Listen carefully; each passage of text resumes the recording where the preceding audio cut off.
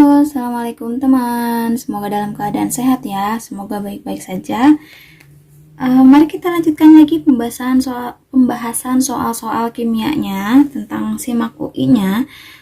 Nah, untuk kesempatan kali ini kita bahas tentang ion kompleks. Jadi nanti saya akan bahas di soalnya aja. Kalau misalkan ada pertanyaan tentang materinya, boleh ditulis di kolom komentar ya. Kita langsung ke soal. Manakah rumus di bawah ini yang tepat untuk ion kompleks yang memiliki ion pusatnya Cr3+, kemudian 2 ligan Cl-, ada 2 ligan Cl- dan 4 ligan H2O. 4 ligan H2O. Mana rumus yang tepatnya? Oke, jadi kalau misalnya seperti ini, untuk mencari muatan ion kompleksnya, kita tambahkan aja sama dengannya berapa. Gitu ya. Ini sama dengan nyari bilog sebenarnya.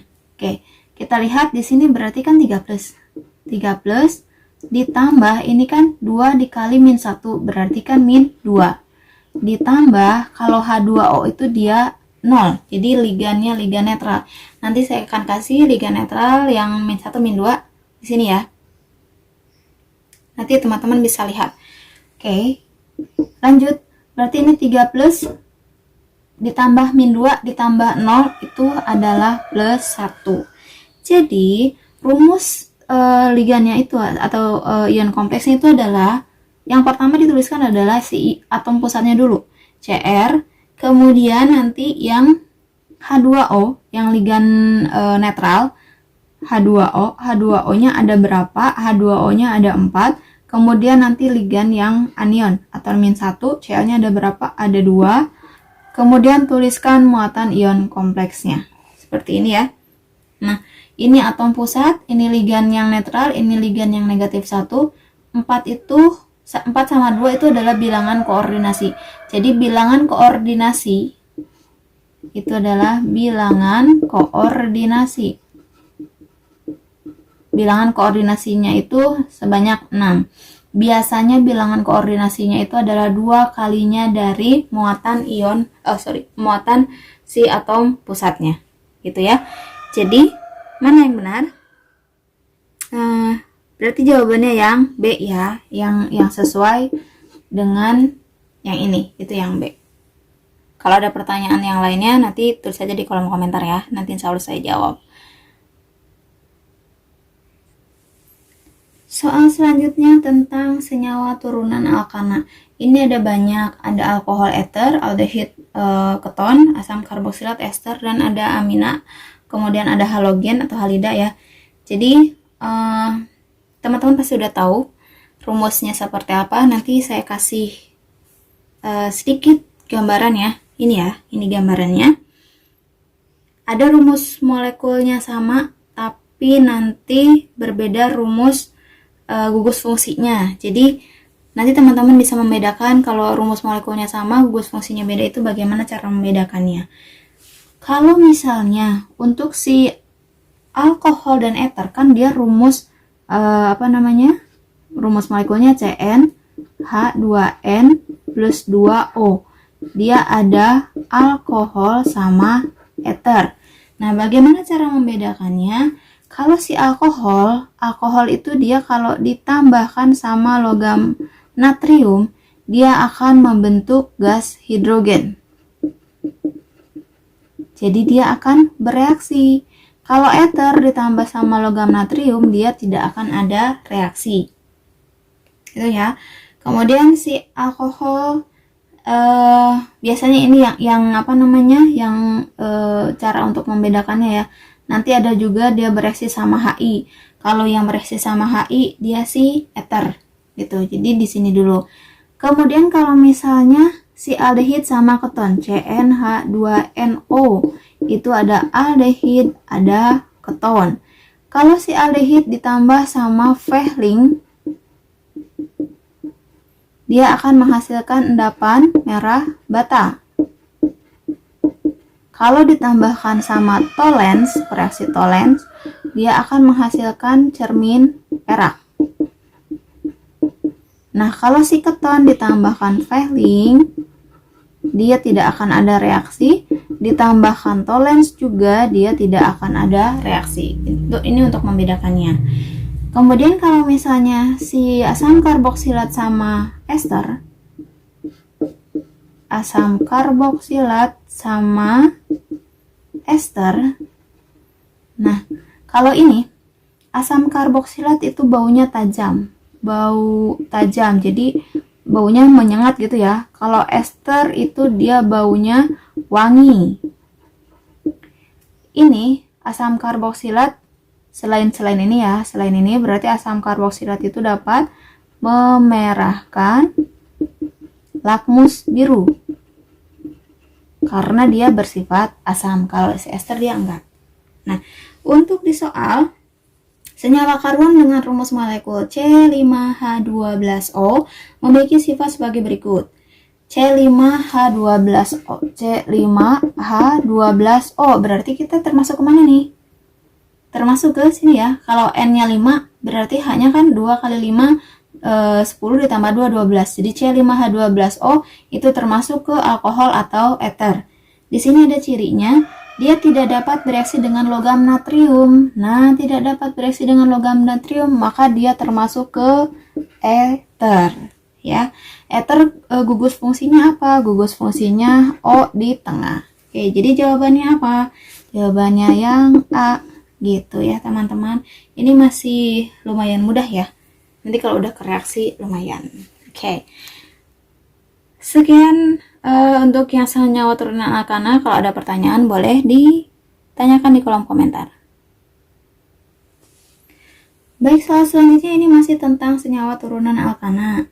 Berikut ini yang jika dioksidasi menghasilkan gugus fungsi keton adalah, jadi kalau misalnya nih alkohol primer itu kalau dioksidasi, ini oksidatornya bisa K-4 atau K2CR2O7 bisa ya, atau oksidasi ozon, oksidasi lain bisa. Alkohol primer jika dioksidasi akan menjadi aldehida. Nanti dia dioksidasi lagi, dia menghasilkan asam karboksilat. Jadi kalau alkohol primer itu 2 kali oksidasi. Contohnya seperti apa? Contohnya kayak gini ya. CH3, CH2OH. Ini kan kalau primer itu OH-nya ada di ujung. Kalau dia dioksidasi, dia menjadi aldehid. Aldehidnya itu bagaimana? Aldehidnya, lihat yang ininya aja. Yang C yang di ujung ya, itu diganti gugus fungsinya. Berarti CH3-nya tetap, kemudian CH2OH-nya kita ganti dengan gugus aldehid. Seperti ini. Kemudian dia dioksidasi lagi menjadi asam karboksilat. Ini yang diperhatikan si gugus fungsinya aja. Berarti ini CH3, ini COOH. Seperti itu ya. Jadi nggak semuanya C-nya diganti. Jadi C yang ujung aja yang ini. Oke, ini untuk alkohol primer. Kemudian kalau alkohol sekunder, kalau dia dioksidasi akan menghasilkan keton. Alkohol sekunder itu kalau OH-nya dia ada di tengah. Yang masih si OH di tengah terikat ke C, yang masih C-nya mengikat 1H. Nih seperti ini ya. Kalau kita oksidasi, gugus yang berubah itu adalah yang CHOH-nya ini. Fokus ke sini. Berarti nanti dia akan menghasilkan CH3C. Ini kan keton seperti ini, keton. Nah, jadi gugusnya seperti ini.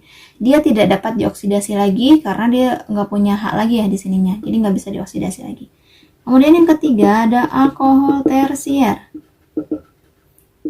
Dia tidak bisa dioksidasi. Dia OH-nya terikat ke C yang tidak punya hak. Jadi dia tidak bisa dioksidasi. Contoh senyawanya gini. Ini misalnya CH3, ini CH3, ini CH3. Di sini ada OH. Nah, OH-nya, alkoholnya terikat ke C yang dia tidak punya hak, maka dia tidak bisa dioksidasi. Oke ya.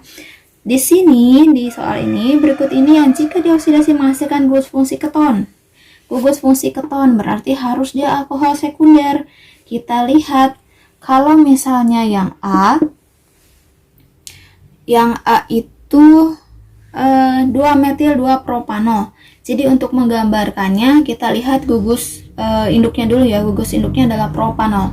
Propa itu ada 3. Saya tuliskan C-nya aja, nanti H-nya mah mengikuti aja ya.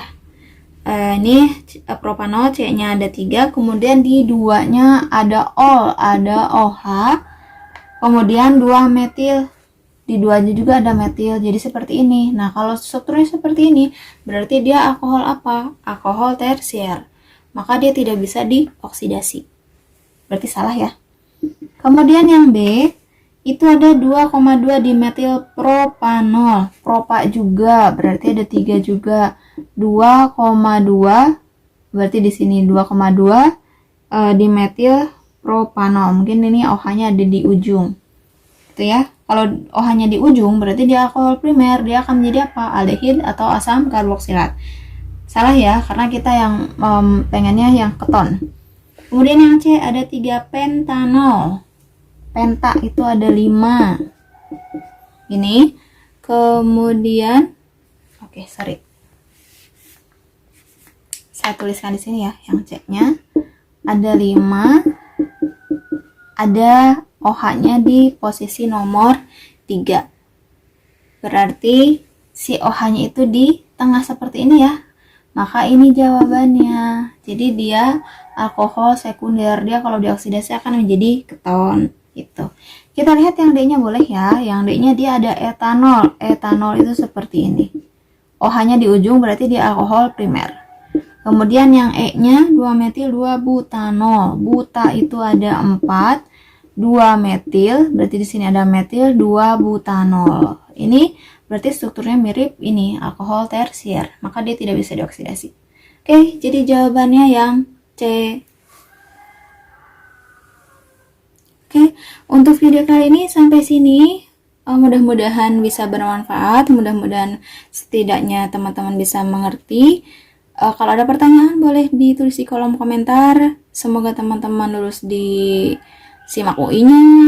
Terima kasih. Assalamualaikum warahmatullahi wabarakatuh.